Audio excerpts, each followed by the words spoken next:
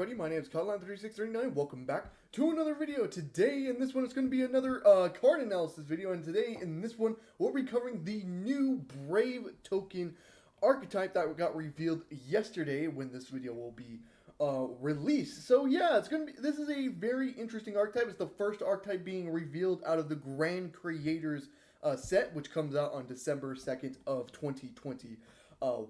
So yeah, it's like a deck that revolves around equips spells and then has a Brave token, and all the cards basically have Brave tokens in its card text and revolves around that one token. So yeah, without further ado though, let's get into the card by card.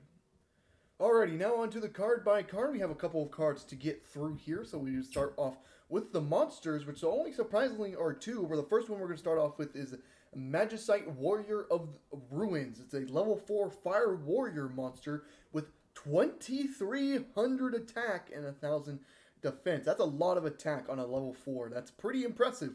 It cannot attack while you control no Brave token monsters though, but this deck kind of revolves around the token, so that shouldn't be that much of a problem. And you can only use each of the following effects: a Magicite Warrior of Ruins once per turn.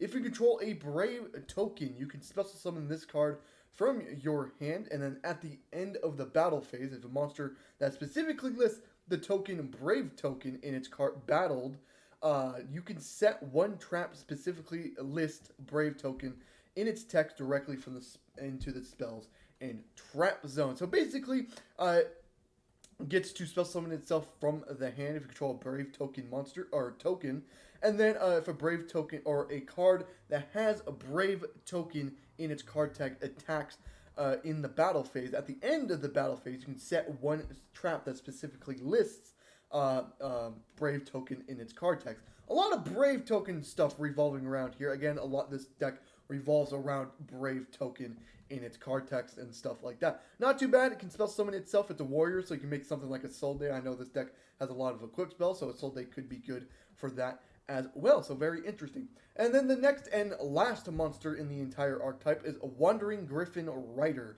which is a level 1, 2, 3, 4, 5, 6, 7, a level 7 winged beast monster with 2000 attack and 2800 defense. And then during the main phase, if you control no monsters or you control a Brave token, quick effect, special summon this card from your hand. A good way to special summon. That's not too bad.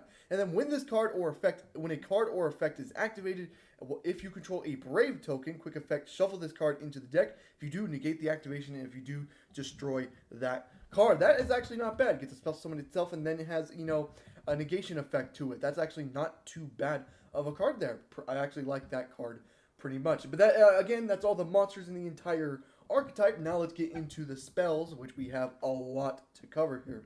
We're going to start off with the normal spell, Rite of Armisia. I'm probably mispronouncing that and probably need to get better at it. Armisia. I'm going to go with that. It's a normal spell card. If you control no Brave tokens, special summon one Brave token, Fairy Earth, level 4, 2000 attack, 2000 defense. Pretty high stats for that as well. Then, if you control no Journey of Destiny, you can place one Journey of Destiny from your deck face up into your spell and trap zone. You cannot activate monster effects on the field the turn you activate this card, except for special summoned monsters. And you can only activate this once per turn. This is actually not bad. It gets a token out onto the field. It gets Journey of Destiny, which I'm assuming is coming up. I think it's the continuous spell. Yeah, it is the continuous spell into the spell and trap zone. And then you can't activate monster effects for the rest of the turn, except for special summon monsters, which in today's metagame is literally everything, especially the two monsters in its archetype that can special summon them out onto the field. So that's actually not even that much of a hindrance to the archetype. Not bad of a card. Summons a Brave token, sets a Journey of Destiny into the spell and trap zone. Let's see what Journey of Destiny actually does, though. That is our next one here. Continuous spell card it is. Each turn, the first time a monster you control would be destroyed by battle while it has an equipped while it's equipped with an equipped card, it is not destroyed. So basically it protects itself in battle. Okay, and that's not the greatest thing in the world. You can only use each of the following effects of Journey of Destiny once per turn. During your main phase, you can add one monster from your deck that specifically lists Brave token in its text. Then send one card from your hand to the graveyard. If a monster is normal or special summoned, you can add to your hand or equip to one Brave token you control one equipped spell from your deck to your hand. So that's actually not bad. During the main phase, you can add one monster with a Brave token, which is basically just these two monsters, to your hand. And then if a card is normal or special summon, you can add to your hand or equip one of the equipped spells to a Brave token, or just add the equipped spell to hand, which is actually not that. This is actually not too bad of a card. So this normal spell card is actually looking pretty nice right now. But now let's get into the equipped spells. You know, it seems like there's a lot of equipped spells in the deck. Let's see if these are broken enough to see play. So Draco back the Dragon Steed equipped spell card. It can only be equipped to a monster you control. Okay, you can only control one Draco back the Dragon Steed, so you can only have one of this on field. You can only use each of the following effects of Draco back the Dragon Steed once per turn. I've been pronouncing that incorrectly, haven't I? If this card is equipped to a non-effect monster, you can target one card your opponent controls, return it to the hand. If this card is sent to graveyard, target one Brave token you control, equip this card to that monster. Okay, this is actually not that terrible, I guess. Basically, I like the bottom effect. If this card is sent to graveyard, if it's just sent to graveyard by any means, if it's sent to the graveyard by like Journey of Destiny discard, if you send it off like something like a Soul Day or something like that, you can still get its effect off, and it has to be equipped to a Brave token though, which is the unfortunate part. And then if it's equipped to a non-effect monster, target one card your opponent controls, return it to the hand. That's not bad. There's no non-effect monsters in the archetype except for the token, because tokens are technically non-effect monsters. So this would have to be equipped to the token to actually get its effect off. So that's like okay at best. It's an okay card. You can return one card. It can equip itself to a Brave token when it's sent to graveyard. Not too bad. It's okay for me. Noble Arms of Light, Danielle. Probably mispronouncing that last one. It's a Noble Arms card though, so this is actually pretty searchable in the Noble Knight stuff as well. It can only be equipped to a monster you control, and you can only control one Noble Arms of Light Danielle. Okay, so the same things as the Draco back. Okay, the equipped monster gains 500 attack for each monster with a different name you control that specifically lists the token Brave token in its card text. Okay, if this card is sent to graveyard, target one Brave token you control, equip this card to that monster. You cannot use this effect. Oh, you can only use this effect of Noble Arms Danielle once per turn. That is okay. It has the same bottom effect as Draco back the Dragon Seed. If it's sent to graveyard, equipped to a Brave token. That's honestly not bad. And then it only gains 500 attack for each one. It's like okay if you have like the two here. It gains 1,000 attack, I guess. But that's like the best it can maybe get to, because there's only two monsters there. So it can only, at best, gain 1,000 attack, which is like, there's better equipped cards in the game for that. So that's like not even that good, I would think. But yeah, there's that. And then our last equipped card here, Starlit Papillon. Oh, God, dude. I need to get better at just the language of English. But Starlit Papillon. Okay, fuck that. Equip only to a monster you control. Okay, so the same thing as the last one. You can only have one of these. Okay, so the same ones as the last equipped spells. To a monster you control. The monster your opponent controls loses 500 attack for each monster with a different name you control. So attack your monster. Okay, that's like okay. Does it do anything else? Then if this card is sent to graveyard, target. Okay, so it's the same bottom as the other ones. That's like so it's like who cares? Like your opponent's monster loses 500 attack, but like that's like not even that bad of a thing, because it'll just pop it off field before they even go to battle phase and stuff like that. I don't know. That doesn't seem that good to me. It has the same bottom if it's sent to graveyard equipped to a Brave token, which is okay, I guess. But yeah, that's like not that good. So there's that. But that's it for the equipped spells. Now let's get into the field spell. The Woods of the Lost Flowers is the first one. Of course, it's a field spell. Your monsters equipped with Starlit Papillon, which is the last equipped spell we read, are unaffected by any card effects activated by your opponents. That's not bad if it wasn't a equipped spell, to be honest with you. And then once per turn, when your Brave token destroys an opponent's monster by battle, you can draw one card. Then once per turn, if you activated this effect, the second effect previously this turn, you can add one field spell from your deck or graveyard that specifically lists Brave token in its card text, except this card. That's actually okay. So it's like it's unaffected by card effects if Starlight Palpulin is equipped to it. So that's like not half bad, but if it destroys a monster by battle, draw one card, and then you can start a field spell if you activated that effect the next turn. That's like not terrible, I guess. And then the other field spell, because it has two field spell in this archetype, is Zararam, the Dark Temple, which is a field spell. While you control a monster equipped with normal arms of light, Daniel, your opponent cannot activate card or effects during the battle phase. Yeah, that's like whatever.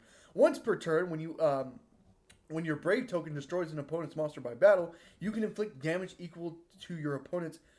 You can inflict damage to your opponent equal to that monster's original attack. That's actually not bad. It's a good way to burn, I guess. And then once per turn, if you activated the second effect previously this turn, you can add to your hand one field spell from your deck to the graveyard that specifically lists a Brave token. That's whatever. I like the other one because at least that gets you unaffected by card effects. But this one's it's like okay, I guess this can't be activated during the battle phase. That's like whatever. The other field spell does it better. And then it does have that nice burn stuff, but it's a whatever field spell. Now on to the traps here. We have Resurrection Breath here. If you control a Brave token, special summon up to 2 monsters with different names from your hand and or graveyard, but banish them when it leaves the field. Then you can add one equip spell in your hand or graveyard. Okay, that's not bad. Then that specifically lists a Brave token in its text to the appropriate monster. That's not bad. Activate, special summon 2 monsters, get an equip spell on one of them. That's not too bad. That's actually pretty good of a trap there, I would think so. And then the other trap is Thunder Discharge. If you control a Brave token, target one of your monsters equipped with an equipped card that specifically lists a Brave token in its card text. Destroy as many monsters your opponent controls with equal or lower attack as possible. Then equip one equipped spell in your hand or graveyard that specifically lists Brave token as a card text to the appropriate monster you control.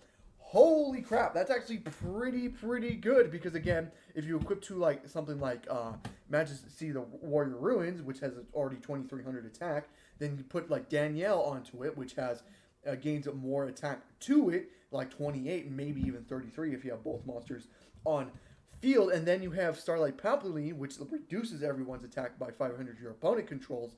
This Thunder Discharge is actually a pretty decent card. I honestly like the traps in this one better than I've liked most of the spells in this one. And then Hidden Armory is also getting reprinted in the Grand Creator set because it is a deck building set. So they're going to release all the cards and then plus some support cards for it. And Hidden Armory is one of those cards. Send the top card from your deck to the graveyard, add one equip spell, then you cannot normal or set the turn you activate this card. So yeah, that is it for the entire card list there. I've been talking for a little bit. So now let's get into my opinions of the deck. So, is the new Brave token archetype actually good? Not really. When I was reading it, I was underwhelmed. There's only one way to pull out the Brave token itself, like the actual token. That's through the normal spell card. Besides that, there's no other way to bring out the actual Brave token, which everything revolves around. If the equip spell it's sent to graveyard, you can equip to a Brave token. It has to be a Brave token, which is the unfortunate part. So that's the equip spells, sure, they're okay. The Draco back one is send one card from your opponent's field to the back to the hand is okay. It gains 1,000 attack. Other equipped spells have done it better. Starlight Palpulin reduces everyone's attack and stuff like that. The field spells are good when you have everything on the field that does it. The field spell that makes everything, when you have Starlight Palpulin on the field, just unaffected by your opponent's card effects, is good if it went for the equip spells as well, because again, they can just pop the equip spell, then all of a sudden your monsters are just now being able to be affected by card effects, which is the unfortunate part about that. It only has 2 monsters to the archetype. and stuff like that. And something like Isolde, which you would think they would like maybe use because they have equipped spells. Isolde's been used a lot in like equipped spell decks and stuff like that because it can send equipped spells to graveyard, especially in this deck because if this card is just if any equipped spell is just sent to graveyard, you can just equip it back onto the field because that seems broken with Isolde. You know, send it for cost, special summon a monster, then get the effects of the equipped spells back onto the field. That seems pretty broken, but they only have one warrior monster in their entire archetype. Okay, maybe the token is the second warrior, but then again, you want to keep the token on field because a lot of the cards revolve around equipping to that token anyway. So it's like, it's not good to me. It's like, whatever. The equipped spells are like, The field spells need the equipped spells on field. Again, that's just the disadvantage with equipped spells. It's like, they can just pop it on field, and that's just like the unfortunate part about that stuff. It's like the equipped spells have to be broken for it to actually see play. Like, look at Infernoble Knights, which is like seeing Rogue play right now. Like, their equipped spells they're using, they're like broken. Like, DDR is not once per turn. Living Fossil gets a special summon back. You know, the Divine Sword Phoenix Blade just being able to add itself to hand and not being once per turn either. Like, the equipped spells have to be broken to actually see play, and these equipped spells are unfortunately not that broken. So I don't see it's going to see any meta play at all. But it seems like a fun deck to use if you're going to use it like outside of meta and stuff like that. If you just want to have fun, it seems like a fun deck to use. But in the current meta game, this is really not going to do anything. So I hope you guys did enjoy the video. If you did, leave a like and subscribe for more content on the channel. I do upload every Monday, Wednesday, and Friday, and hopefully get a stream on Saturday or Sunday. And I hope to see you guys in the next one. Goodbye.